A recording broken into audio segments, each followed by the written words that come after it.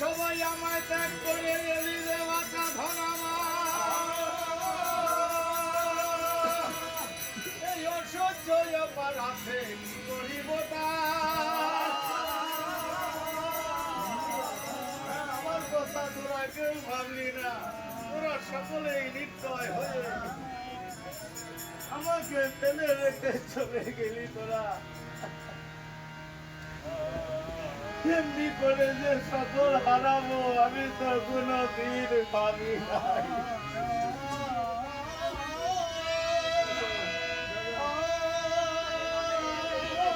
অন্তিম দিনে আমার যে তিলাঞ্জলি দান করবে সেই ব্যক্তিটাও নাই। আমি বড়ই হতভাগা।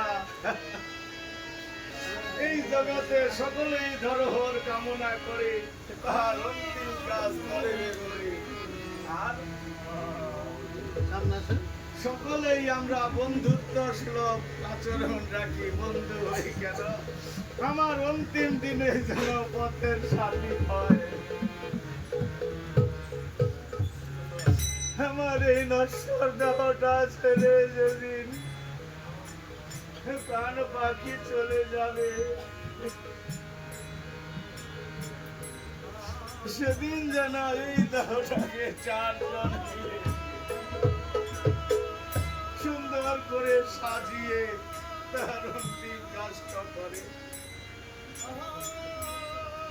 আমার যে আজ আর কেউ রইল না, কে করবে আমার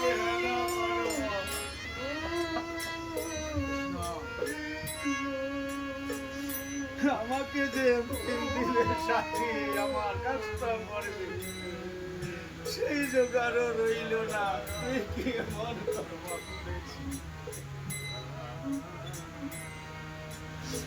দর্শানন এইভাবে গ্রাম করে করে ধুলায় গড়া করে দিয়ে কান্না করছে। তোরা যে আমাকে কে কে সকলেই ফেলে রেখে চলে যাবি তা তো জানতাম না। আমার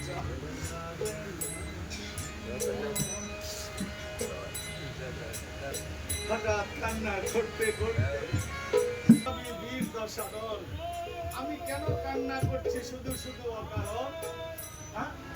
যেই ভাবিহসির জন্য আমি সমস্ত কিছু হারিয়েছি, আমি আজ ওকেই রাখবো না।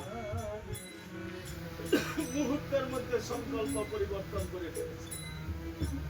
উঠে কান্না ছেড়ে ধুলা ছেড়ে অন্তপুরে অস্ত্রাগারে গেছে। চেয়ে নিজের রশিখানা খড়গখানা, তার নাম চন্দ্রহাস খড়গ। সেই চন্দ্রহাস খড়গখানা থেকে স্থান পেয়ে টান দিয়েছে, ঝঙ্কার দিয়ে শব্দ হয়েছে। মহারানী শব্দ শুনে দৌড়ে ছুটে এসেছে। যে রাত্রি ভাগে মহারাজের অস্ত্রের ঝঙ্কার, কারণ কি রাতে তো কোনো যুদ্ধ হয় না।